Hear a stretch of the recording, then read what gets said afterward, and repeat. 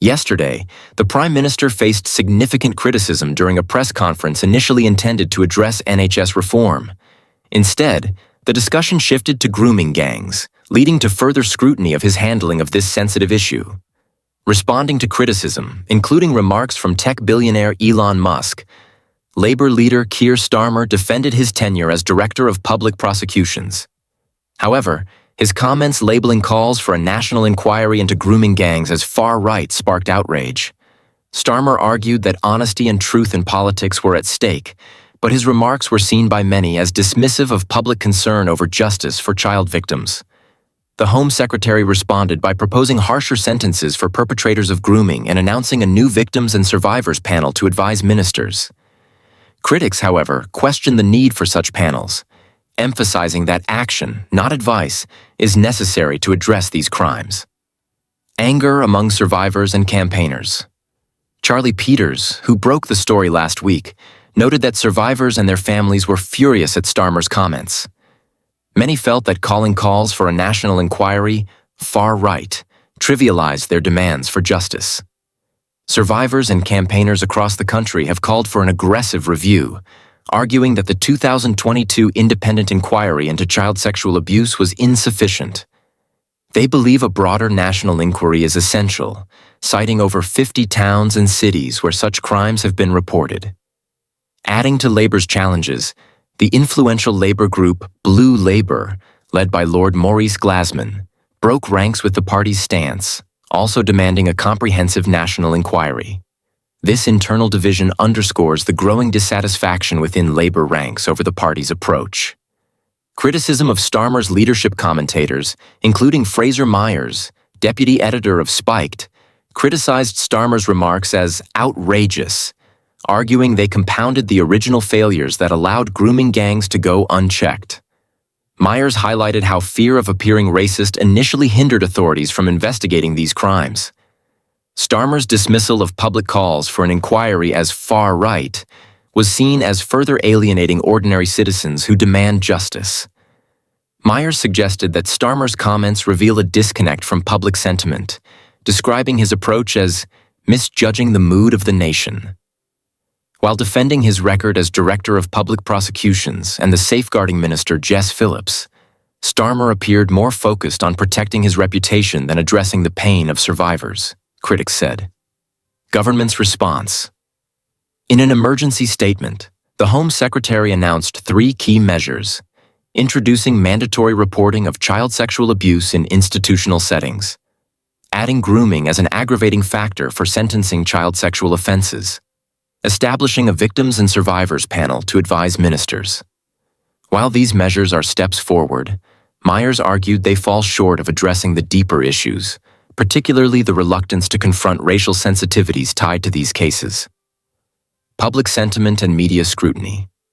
The controversy intensified after Musk's tweets criticizing UK leadership, which Starmer dismissed as ramblings. However, Fraser Myers noted that Musk's criticism resonated with many ordinary citizens, highlighting the government's failure to grasp the broader public outrage. While the Labour Party should not be derailed by the comments of a tech billionaire, the widespread anger around this issue cannot be ignored.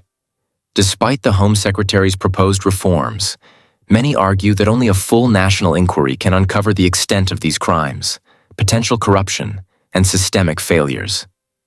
Critics assert that fear of backlash or political sensitivities must not hinder efforts to ensure justice for survivors and accountability for those who failed to act. The Prime Minister is under intense scrutiny following a press conference that spiraled into controversy. The event, originally scheduled to discuss reforms to the National Health Service, NHS, instead veered into the sensitive and highly charged subject of grooming gangs. The fallout from the remarks has cast a shadow over the government's ability to address public concerns on justice and accountability. The controversy began when Labour leader Sir Keir Starmer, in responding to questions on the issue, defended his tenure as Director of Public Prosecutions, DPP. However, his dismissal of calls for a national inquiry into grooming gangs as far-right rhetoric triggered widespread backlash. For many, the comment was seen as tone-deaf, disregarding the pain and demands for justice expressed by survivors and their families. The remarks have become a flashpoint in the ongoing debate over political accountability, social justice, and the state's role in protecting vulnerable citizens. The press conference's derailment from NHS reforms to the subject of grooming gangs brought long-standing frustrations to the surface. Public anger, particularly from survivors and their advocates, intensified after Starmer's controversial framing of the issue. Survivors expressed feelings of betrayal, arguing that labeling their legitimate demands for justice as far-right politicizes an issue that transcends political divides. Many called for greater empathy and action rather than dismissive rhetoric. Charlie Peters, a journalist who first reported on the story last week, shed light on the survivors' reactions. According to Peters, survivors felt deeply hurt by what they perceived as an attempt to minimize their suffering. The demand for a comprehensive national inquiry remains at the forefront of their fight for justice. Survivors argue that the 2022 independent inquiry into child sexual abuse did not go far enough, as it examined only a limited number of cases in a handful of areas. They believe a broader investigation is necessary to uncover the full extent of these crimes and the systemic failures that allowed them to persist for so long. A broader call for accountability. The push for a national inquiry has been echoed by numerous campaigners and advocacy groups. They argue that the IICS's findings, while significant, represent only the tip of the iceberg. Reports suggest that over 50 towns and cities across the UK have been implicated in grooming gang activities, raising questions about the adequacy of the current approach to tackling this issue. Critics have highlighted the need to investigate allegations of corruption, cover-ups, and negligence within local authorities, law enforcement, and other state institutions. Adding to Labour's challenges, the influential group Blue Labour, led by Lord Maurice Glasman, broke ranks with the party's official stance by publicly supporting a national inquiry. This dissent within Labour's own ranks underscores the growing pressure on the party to reconsider its position. Lord Glasman and other members of Blue Labour have argued that only a comprehensive nationwide review can restore public trust and ensure justice for survivors. Starmer's misstep. Many political analysts believe that Starmer's remarks reflect a significant miscalculation of public sentiment. Fraser Myers, deputy editor of Spiked, described Starmer's comments as outrageous, arguing that they perpetuate the very failures that initially allowed grooming gangs to operate unchecked.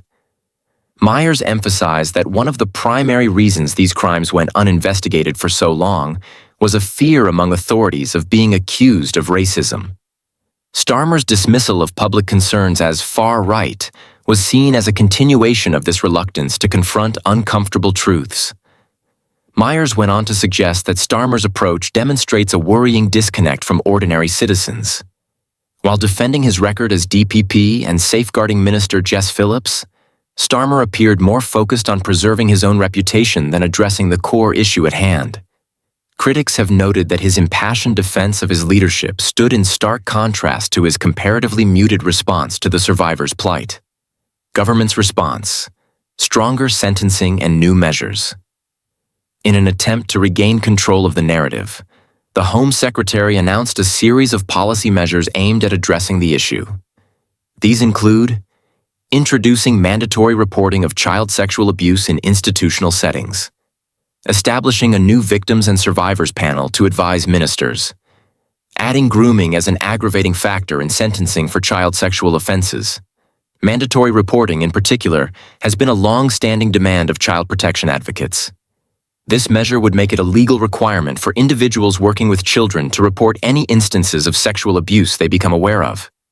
Failure to do so would constitute a criminal offense. The Home Secretary argued that these steps are essential to prevent future failures in safeguarding vulnerable children. However, critics remain skeptical about whether these measures go far enough. Many argue that while mandatory reporting is a step in the right direction, it does not address the root causes of the systemic failures that allowed grooming gangs to operate with impunity. Additionally, some have questioned whether the Victims and Survivors panel will lead to meaningful change or merely serve as a symbolic gesture. Survivors demand action, not words. For survivors, the government's response has been met with mixed emotions.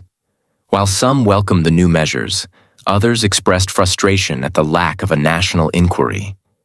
Many survivors feel that their voices are still being sidelined in favor of political point scoring. Like, share, subscribe.